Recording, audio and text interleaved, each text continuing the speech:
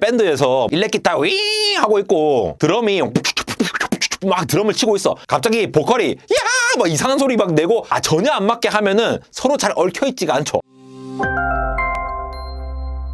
네, 여러분 반갑습니다. 한달공학 에러입니다. 구글의 새로운 양자 컴퓨터 윌로우가 출시가 되면서 굉장히 많은 관심을 보여서 저도 한번 빠르게 정리를 해서 영상을 보여드렸는데요. 평소보다 긴 시간을 할애해서 많이 설명을 드렸지만도 그래서 뭐 구글이 나은 거야, 뭐 아이온큐가 더 나은 거야, 뭐 이러한 질문들을 굉장히 많이 하시길래 오늘은 현재 구글과 아이온큐 이 두 입장에서 구글이 훨씬 더 낫다라고 생각하시는 분도 계시고 아이온큐가 더 낫다고 생각하시는 분들도 있거든요. 왜 그런 상황이 벌어지는지 제가 조목조목 한번 정리를 한번 해드리고, 사실 초전도체 방식에 대해서 어떤 큰 단점이라고 하는 것이 온도를 극한으로 낮춰야 된다라는 그 문제였는데, 그렇기 때문에 또 LK99과 같은 전 세계를 강타한 우리나라에서 주장된 물질이죠. 뭐 Do you know Korean, Do you know LK99 하는 걸로 밈까지 돌았었는데요. 왜 그런 포인트들이 중요한지까지, 그리고 개인적으로 생각하는 앞으로의 전망까지도 조심스레 한번 얘기를 해드릴 테니까 여러분들도 많은 의견 주시고 서로 많이 이렇게 토론할 수 있는 그런 자리가 됐으면 좋겠습니다. 그럼 한번 가보시죠.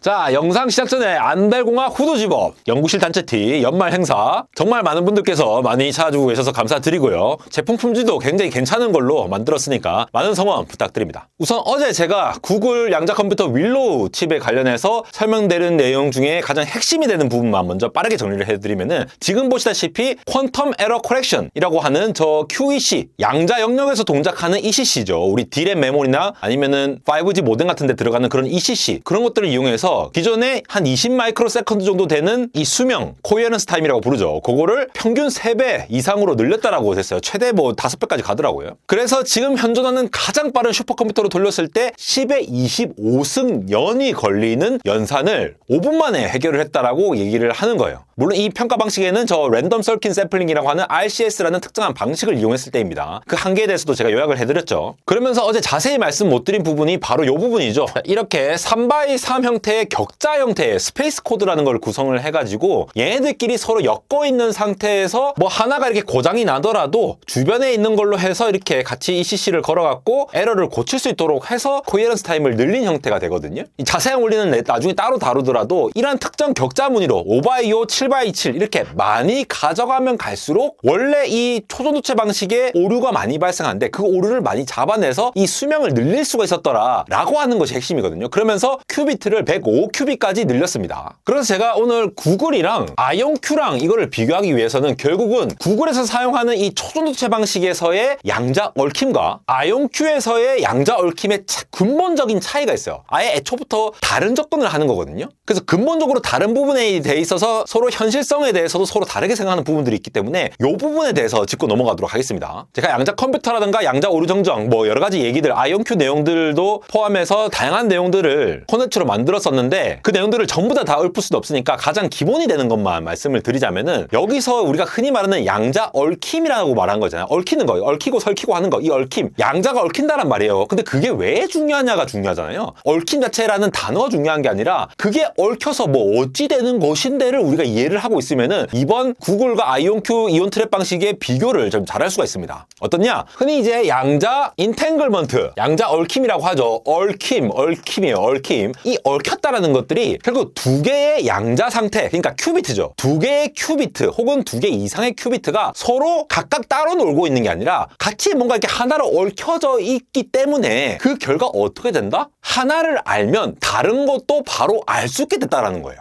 예를 들어 우리가 이게 뭐 범인들 이렇게 잡아가지고 수갑을 채워놨는데 수갑 채워놓은 상태에서 한 사람이 손 들면은 자동으로 손을 들잖아요. 얽혀 있는 거죠. 이 두 사람이 수갑으로 얽혀 있지 않다고 하면은 혼자 도망가면은 나머지는 그대로 있을 수 있는데 혼자 도망갈 수도 있는 거잖아요. 서로 연관성이 없는데 큐비트가 얽혀 있다라고 하면은 한 명이 도망가면 다른 놈도 도망갔겠구나. 물론 이 수갑이 단단하게 결합되어 있다라는 가정이죠. 그러니까 이 얽혀 있다라는 것 자체가 되게 중요하다라는 개념인 거예요. 이번에 구글에서 105개 큐비트라고 얘기한 건 걔네들끼리 얽혀 있어서 동시에 이 얘네들을 뭔가 처리할 수 있도록 얽혀있는 상태로 해서 뭔가를 했다라는 거죠. 그래서 여러분, 양자통신이라는 말 들어보셨습니까? 양자 가지고 통신도 한다라는 개념이 뭐냐면은 원래 우리가 무선 통신을 하더라도 이 전자파잖아요. 전자파로 해가지고 뭔가 5G 통신도 하고 와이파이도 하고 블루투스도 하고 이렇게 하는데 멀리 가면 갈수록 시간이 걸릴 수밖에 없겠죠. 예를 들어 지구와 화성과 통신을 하려면은 빛의 속도로 가더라도 시간이 오래 걸리기 때문에 그만큼의 레이턴시가 발생할 수밖에 없습니다. 근데 이 양자통신이라는 개념은 어떤 양자 하나랑 다른 양자 하나가 서로 얽혀 있다라고 하면은 얘 두 개의 거리가 아무리 멀다고 하더라도 얘 상태를 딱 알면 나머지 상태도 딱 알죠. 멀리 원격으로 떨어져 있더라도 서로의 상태를 바로바로 알 수 있기 때문에 이 개념을 이용해서 하는 통신이 바로 양자통신인 거예요. 이것처럼 양자 컴퓨터에서 중요한 포인트는 바로 얽혀있는 상태를 계속 유지를 해야 된다는 게 중요한 거예요.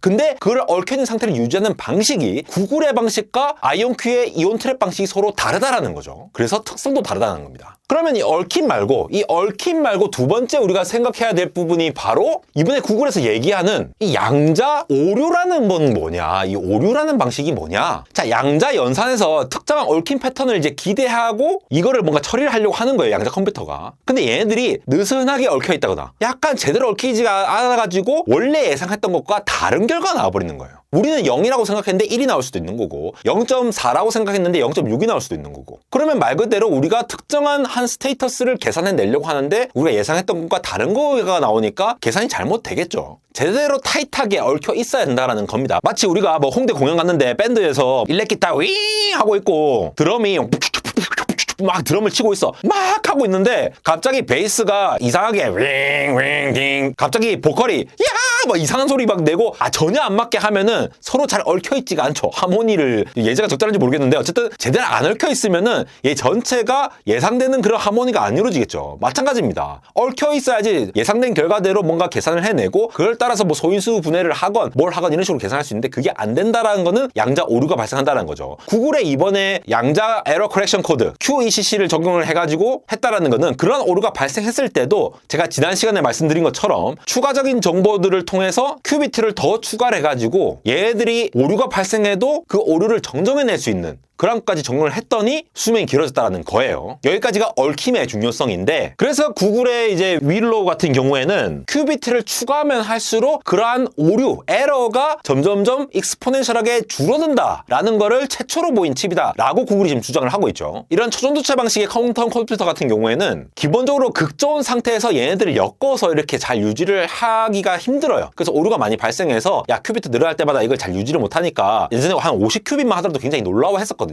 근데 이거를 오류 정정을 잘 써가지고 해보니까 이게 됐다라는 얘기를 하는 거고 그럼에도 불구하고 여전히 양자 상태의 유지 시간, 코이어런스 타임 수명이 극히 짧죠. 3배에서 최대 5배까지 늘었다 하더라도 해봐야 100 마이크로 세컨드예요. 그만큼 초전도체, 극저온 상태에서 이걸 유지를 하기가 쉽지 않다. 그리고 큐비트가 많아지면 많아질수록 이게 좀 더 쉽지 않을 수도 있다. 근데 오류 정정을 써다 보니까 이거 좀 해결할 수 있겠는데 라는 가능성이 생겼다 그러니까 이게 높게 평가를 받는 거예요, 지금. 그래서 이게 초전도체라는 게 이게 왜 나오느냐? 초전도체, 얘는 결국 저항이 없는 애잖아요. 전기 저항이 없는 회로로 이렇게 구성한 게 초전도 현상이 지금 나타나는 건데 그렇게 하려면은 진짜 극저온으로 막 저온 상태를 유지를 해야 될 거고 그 저온 상태를 유지를 하려면은 엄청나게 큰 장비와 엄청나게 큰 전기 요금과 그 리소스가 많이 든다라는 거죠. 근데 이 방식을 사용하면 사실 현대에 사용되고 있는 반도체 산업 기반의 어떤 기술들을 활용하기가 좋아요. 뭐 대규모의 칩을 제작한다라거나 집적하기 유리하긴 하지만도 여기서의 단점이 있습니다. 뭐냐? 초전도체 방식에서는 이 큐비트와 큐비트 인접한 애들끼리만 주로 잘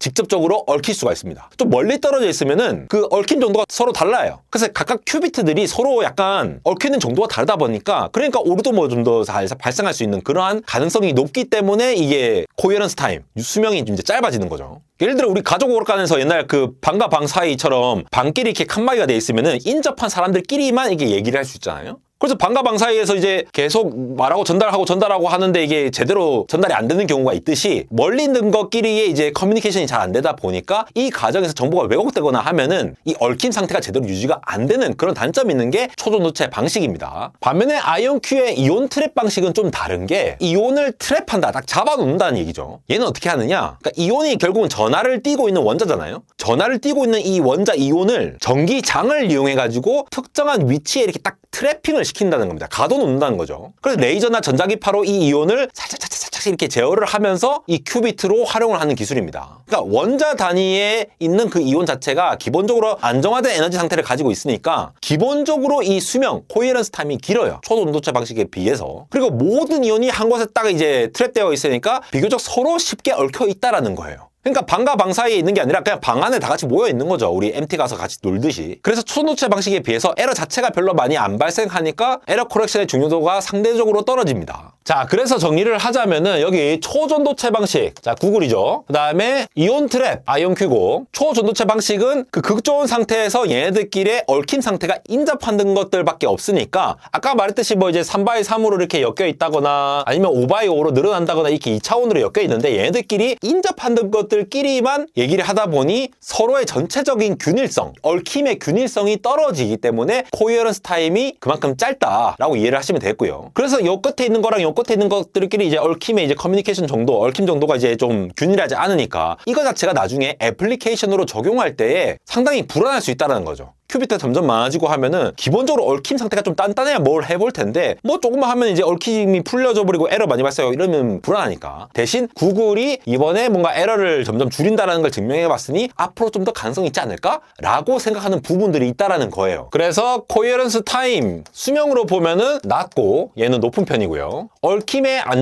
안전성으로 보면 이온 트랩 방식이 더 높고 초전도체는 낮고 근데 아이온큐 방식은 또 이온을 이제 그 하나하나에 컨트롤을 해야 되는 상황이기 때문에 성능 면에서 얘가 좀 떨어지죠. 그리고 확장성도 이온들을 여러 개 하기가 좀 컨트롤하기가 쉽지 않으니까 좀 떨어진다고 보고 반대로 이제 얘는 좋다고 볼 수가 있다는 겁니다. 근데 아이온큐 같은 경우에는 이온들이 이렇게 막 모여 있으면은 얘네들 전반적으로 하나로 이제 묶어져서 서로 얽힌 상태를 유지를 하는 이 안정성이 어느 정도 보장되어 있으니까 초전도체 방식에 비해서는요. 그러니까 이 어떤 정도 균질한 이 양자 상태를 구현을 할 수 있다라는 게 너무나도 큰 장점이긴 하죠. 그렇다고 해서 구글의 이 초전도 방식이 무조건 안 좋을 거냐? 뭔가 이제 비판을 많이 하시는 분들인데 거기에 대한 반박으로 또 정리를 해보면 지금처럼 이렇게 에러가 생긴 거를 자꾸 정정할 수 있도록 이러한 기술들을 계속 발전을 하면은 결국은 이 에러가 발생할 확률이 아이온큐만큼 낮아질 수도 있다라는 가능성을 생각을 하시는 거예요. 지금 당장은 아이온큐의 이온 트랩 방식이 굉장히 높죠. 에러가 발생할 확률이 굉장히 낮으니까 아이온큐가 현재 잘 된다라고 보시는데 저러한 기술들이 계속 발전하면은 결국은 초전도 방식으로 가야 되지 않겠느냐. 왜냐하면은 이 큐비트 수를 굉장히 많이 늘릴 수 있는 방식은 결국은 초전도 방식이 좀 더 유리하기 때문에 거기다 베팅을 하시는 거고 그리고 이 방식이 만들어지면은 기본적인 지금 사용하고 있는 반도체 인프라를 활용해가지고 양산을 할 때나 뭐 서비스를 자동화한다거나 뭔가 실용성 확보에 아무래도 유리한 측면이 있다라는 거죠. 아이온큐 방식에 비해서 이미 인프라가 좀 깔려있는 부분들이 있으니까 그런 부분을 생각하시는 거고 반대로 이거 여러분 잘 아시죠? 저도 영상 진짜 많이 만들었죠. LK99 이러한 상온에서 제대로 동작하는 초전도체 물론 LK99는 지금 초전도체가 아니라고 판명이 났지만 상온에서 동작할 수 있을 만한 초전도 현상이 발생을 하는 저항이 0이 되고 그래서 양자 컴퓨터에 잘 쓸 수 있는 이러한 물질이 갑자기 튀어나오면은 초전도 방식은 굉장히 갑자기 퀀텀 점프 말 그대로 퀀텀 점프를 해서 주목을 더 많이 받게 될 겁니다. 근데 이게 지금 쉽지 않은 거죠. 그리고 이 물질이 실제로 등장을 한다 하더라도 이게 또 양산이 되려면 또 다른 과정이기 때문에 혹은 이걸 또 물질로서 사용을 하려면 어떻게 해야 되는지가 좀 불명하기 때문에 구글의 방식에 대해서 좀 이제 찬성을 안 하시는 분들이 있는 것 같고 반면에 아이온큐 방식은 차근차근 이렇게 지금 쌓아가고 있는 과정이죠. 지금 큐비트 수는 구글보다 낮지만 사실 구글은 약간 연구처럼 해가지고 로드맵을 세워서 하고 있는데 로드맵도 언제까지 뭐 하겠다 이런 게 정확하게 나와 있는 게 없어요. 물론 뭘 하겠다는 건 나와 있는데 언제까지가 안 나와 있어요. 근데 아이온큐는 지금까지 그 로드맵대로 잘 해서 왔거든요. 연구 개발이라고 하는 것이 그 로드맵의 계획대로 무조건 되는 것은 아니지만 기존까지 잘 해왔던 게 있기 때문에 기대를 좀 더 크게 걸고 계신 것 같습니다. 그러면서 다시 한번 이 초전도체 관련해서 약간 좀 주목을 받게 되는 것 같기도 하고요. 결론적으로 이 초전도 방식이라는 것이 기존의 인프라와 기술 발전으로 개선 가능성이 있다라는 측면 그 측면에 대해서 이번에 구글의 발표 퀀텀 ECC를 사용해서 에러율을 낮췄다라는 것 자체가 굉장히 획기적인 발견은 맞습니다만 지난 영상에서 말씀드렸다시피 이게 갑자기 뭐 블록체인을 깨뜨린다거나 비트코인을 망가뜨린다거나 이렇게 하기에는 큐비트가 뭐 수십만 개 이렇게 많이 필요하기 때문에 그 정도까지는 지금 가지 않을 거라고 당연히 보고 있고요. 제 개인적으로는 사실 지금 양쪽 진영 다 물론 이 방식 말고도 뭐 양자 어닐링 방식도 있고 다양한 방식들이 있습니다. 양자 컴퓨터 방식에. 근데 대표적인 두 가지 방식에 엄청 열띠게 지금 대결을 하고 하고 있는 상황에서 이게 정말 쉽지 않을 거란 말이에요. 그런 측면에서 봤을 때는 내재적으로 좀 더 안정적인 거를 확보한 것이 그나마 좀 더 가능성이 있지 않을까라는 측면에서 이온 트랩 방식이 그래도 하이브리드 방식으로 바로 상용화는 빠르게 가능할 수 있겠다라는 생각을 개인적으로는 갖고 있습니다. 그런데 또 AI 기술이 발전하고 또 다양한 알고리즘도 많이 개발되고 있는 상황에서 또 어떻게 접근될지 계속 트렌드를 따라가 보면서 양자 컴퓨터 관련해서는 계속해서 안달공학에서 정리를 해서 전달 드리도록 하겠습니다. 지금까지 안달공학 에러였습니다.